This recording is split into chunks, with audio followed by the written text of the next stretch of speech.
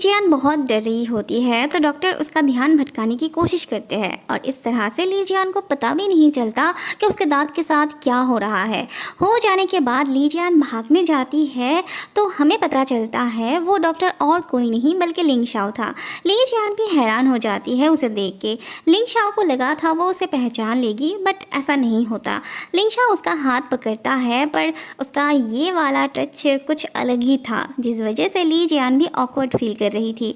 लिंग शाओ लीजियान को अब पूरी तरह से एक लड़की की तरह देख रहा था। शायद शुरू से ही देखता था पर तब थोड़ा बहुत बहन भी मानता था, लेकिन अब उसका एटीट्यूड बॉयफ्रेंड जैसा लग रहा था। लिंग शाओ उसके साथ और भी ज़्यादा टाइम स्पेंड करना चाहता था, एक साथ लंच करना चाहता था, पर ली जियान उसके साथ बहुत अनकंफर्टेबल महसूस कर रही थी, इसलिए वो काम का बहाना दे के चली जाती है। जीशु भी लिंग शाओ से मिलने आया था। दोनों की टॉपिक ली जियान थी। कैसे उसका दिल जीता जाए इस बारे में बात कर रहे थे दोनों। जीशु के दिल में अभी भी लीजियान बहन के हिसाब से ही थी, पर लिंग शाओ तो फुल प्लान करके बैठा था लीजियान को अपना बनाने का। वो तो जीशु को मैच्योर होने के लिए कहता है। ऑब्वियसली अब वो जीशु को लीजियान के करीब नहीं जाने देना चाहता था, पर जीशु अपनी बहन को फिर से पहले की तरह पाने के लिए प्लान बना चुका था। वहाँ शी अपने सामने वाले रूम में साफ सफाई के लिए जाती है क्योंकि वहाँ लिंग शाओ आके रहने वाला था, पर वो अंदर आके सब कुछ बिखरा हुआ देखती है। उसे कुछ समझ में नहीं आता। तब जीशु बाथरूम से निकलने जाता है और ये दोनों एक दूसरे को देख के डर जाते हैं। दरअसल शी जिस अपार्टमेंट में रह रही थी उसी अपार्टमेंट के ओनर का भतीजा जीशु का दोस्त था, तो वो जीशु को वहाँ रहने के लिए सजेस्ट करता है। अब दोनों के लिए ही ये कमरा इम्पॉर्टेंट था, इसीलिए कोई भी अपनी जगह नहीं छोड़ना चाहते थे। और सबसे बड़ी बात, दोनों ने अभी तक एक दूसरे का चेहरा नहीं देखा था। जीशु ने लीजियान को एक कैफ़े में बुलाया था। लीजियान जब अंदर आती है तब चारों तरफ अंधेरा था, फिर अचानक से लाइट जल उठती है। कैफ़े को बहुत खूबसूरती से सजाया गया था, पर वहाँ पे और कोई भी नहीं था। ऊपर से लीजियान ऐसे किसी का पैर देख के डर जाती है। फिर वो जीशु को देखती है। दरअसल लिंग शाओ की तरह जीशु भी लीजियान के लिए ये कैफ़े खोला था क्योंकि लीजियान को मीठा बहुत पसंद था। वो उसे और पापा को सरप्राइज़ देना चाहता था। जीशु लीजियान को अपने हाथों से केक खिलाने जाता है, पर लीजियान को नहीं खानी थी।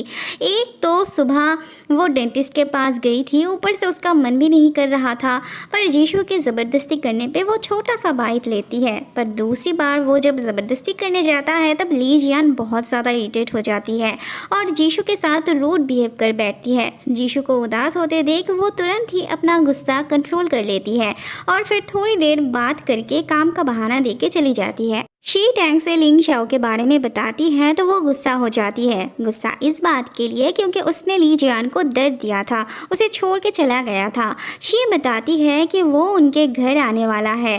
टैंग कहती है वो जब आएगा तब वो ऐसे बिहेव करेगी जैसे वो इस दुनिया में एग्जिस्ट ही नहीं करता हो। टैंग ने कहा था वो इसी ड्रेस में रहेगी, पर जब लिंग शाओ आता है तब तक उसने एक कोट पहन लिया होता है। जीशु अपने दोस्त को ट्रीट के नाम पे बहुत ही सस्ता वाला खाना खिला रहा था क्योंकि उसने सारे पैसे लीजियान को खुश करने के लिए टेबल सजाने पे लगा दिया था, पर लीजियान ने तो कुछ खाया ही नहीं था। उसका सारा प्रिपरेशन बेकार गया। जीशु को विश्वास था कि बचपन में लीजियान सबसे ज़्यादा उसके करीब थी, तो वो जब उसी से बात नहीं कर रही हो ठीक से तो लिंग शाओ तो उसका पड़ोसी था, उससे वो क्या बात करती। उसे यकीन था लीजियान फिर से उसके साथ पहले की तरह ही घुल मिल जाएगी। उसका दोस्त पूछता है वो अभी भी इतना प्रेशर क्यों ले रहा है, उसके पापा को वो बता क्यों नहीं देता। जीशु कहता है वो अपने पापा को अभी फेस नहीं कर पाएगा क्योंकि इतने सालों में उसने कुछ भी अचीव नहीं किया। लीजियान जिस घर में रह रही थी उसके ऑपोजिट साइड में लिंग शाओ भी रहने वाला था और उसी रूम में जीशु भी रहने वाला था, पर किसी को भी कुछ क्लियरली पता नहीं था। मतलब लिंग शाओ के बारे में ना तो जीशु को पता था और ना ही जीशु के बारे में इन लोगों को पता था। लीजियान को लिंग शाओ के शिफ्ट होने के बारे में पता था तो वो बहुत फ्रस्ट्रेटेड हो पड़ी थी।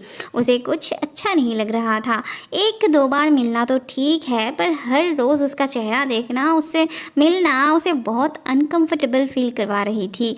वो अपने दोस्तों से जीशू के साथ हुए हादसे के बारे में भी बताती है। ली जियान अपनी दिल की बात खुल के कह रही थी, पर थोड़ी देर बाद उसे पता चलता है लिंग शाओ वहीं पे मौजूद था और उसने उसकी सारी बातें सुन ली। फिर से एक एम्बैरेसिंग सिचुएशन। बातों ही बातों में उन्हें पता चलता है लिंग शाओ ओनर के भतीजे के साथ रूम शेयर करने वाला है। अब टैंग को लगा था वो भतीजा जीशू का दोस्त है, इसीलिए वो खुश थी। वो इस बहाने ओनर के भतीजे के साथ बात करने जाती है। तभी जीशू भी छुप छुप के रूम में जा रहा था। टैंग की आवाज़ सुन के वो और भी जल्दी करने लगता है। ये दोनों छुप छुप के सुनना चाहते थे, पर लिंग शाओ उन्हें अंदर ले जाता है। टैंग जीशू के साथ रोमांटिक होने जाती है, पर जीशू तो उसे सेक्सुअल हैरेसमेंट का इल्ज़ाम लगाता है। बस फिर एक एक करके सब बाहर चले आते हैं उसे सबक सिखाने, पर सब एक साथ सरप्राइज्ड हो जाते हैं। सबको बहुत बड़ा झटका लगता है। दोनों ने ही ली जियान को प्रोटेक्ट करने के लिए उसके पास वाले कमरा लिया था। अब शी सुबह जब जीशू से मिली थी तब उसे बिना जाने अपने दिल की बात बता दिया था। मतलब लिंग शाओ को वो पसंद करती है, ये बात वो उसे बता दिया था। जीशू को जब इस बात का ख्याल आता है तब वो इस बारे में बोलने ही जाता है कि तभी शी उस पर पानी फेंक देती है। ऊपर से वो उस पर चिल्लाती भी है। सबके सब चौंक जाते हैं उसकी ये हरकत देख के। शी को भी बाद में होश आता है, पर बाद में वो जीशू से इसके लिए माफ़ी भी मांगती है और लिंग शाओ को लेके उसने उससे जो भी कहा था वो सब किसी से बताने से भी मना करती है। वो तो उसे थ्रेट करती है।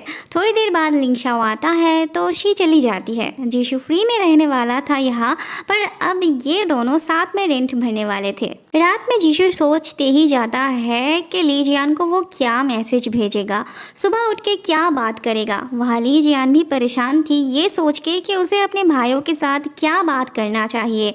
अगर बात ना करे तो कैसा रहेगा और अगर करे तो क्या करे। वो शी के पास जाती है। शी उसे ऐसे देख के डर जाती है। फिर तीनों मिलके बात करने लगते हैं। ली जियान के साथ साथ ये दोनों भी कंफ्यूज थे। ली जियान जब तक स्कूल में थी जब तक ग्रेजुएशन कंप्लीट नहीं हुआ था तब तक वो उनके आने का बहुत इंतज़ार किया, पर वो एक दिन के लिए भी नहीं आए।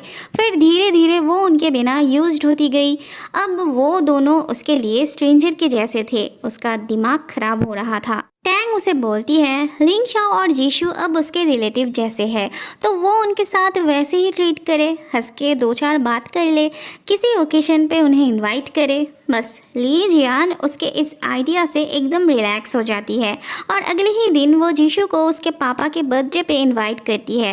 आज वो कुछ ज़्यादा ही खुल के बात करने की कोशिश कर रही थी, पर जीशू को बिल्कुल भी अजीब नहीं लग रहा था। पर उसके एक बात पे उसे बहुत अजीब लगा। ली जियान ने जब उसके पापा को बस उसी का पापा कहा, क्योंकि वो पहले हमारे पापा कहती थी और आज उसने मेरे पापा कहा। जीशू केक गिफ्ट लेके सीधे दुकान चला आता है। असिस्टेंट उसे देखते ही पहचान जाती है। उसे भी पता था उन तीनों भाई बहन को खाने में क्या पसंद थे। बाहर से उनकी बातें सुन के ली जियान के पापा बाहर आ जाते हैं। उन्हें भी बहुत बड़ा झटका लगता है। पहले तो वो थोड़ा इतरा रहे थे जीशू से बात करने में, मतलब वो अब बड़ा हो चुका था, पता नहीं वो उन्हें पापा मानता भी था या नहीं।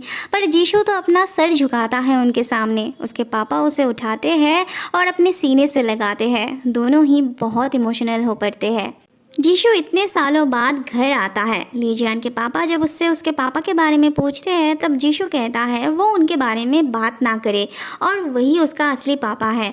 जीशू अपने कमरे में जाके सब कुछ नीट एंड क्लीन देख के पूछता है क्या कोई उसके कमरे में रहता है। उसका पापा कहते हैं ली जियान ने सुबह फ़ोन पे कमरे की साफ़ सफाई करने को कहा था, तो वो तभी समझ गए थे कि वो आने वाला है। बाद में दोनों में खूब सारी बातें होती है। ली जियान घर आते वक्त बच्चों को ऐसे खेलते हुए देख उसे अपनी बचपन की बात याद आ जाती है। वो अपने में ही हंस उठती है। फिर ख्याल आने पे उसकी हंसी भी रुक जाती है। सभी अपना अपना गिफ्ट देते हैं दोनों पापाओं को। जीशू ली जियान के लिए भी लेके आया था।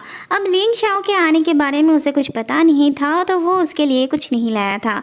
लिंग शाओ भी उसके लिए कुछ नहीं लाया था।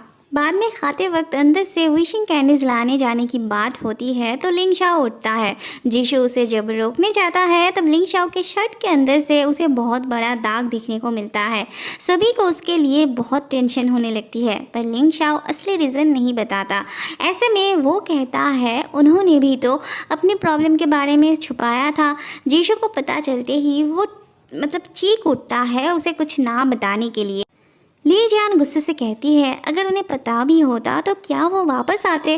बस फिर सब चुप हो जाते हैं। बात को आगे ना बढ़ा के सब खाने बैठ जाते हैं और खुशी खुशी खाने लगते हैं। खाना वाना हो जाने के बाद बारी थी घर जाने की। पहले लिंग शाओ लीजियान को घर छोड़ देना चाहता है और फिर उसके बाद जीशु दोनों को अपने गाड़ी में छोड़ देने की बात करता है। अब गाड़ी की बात सुन के दोनों हैरान हो जाते हैं, जीशु के पास कितना पैसा है जो उसने गाड़ी भी खरीद ली।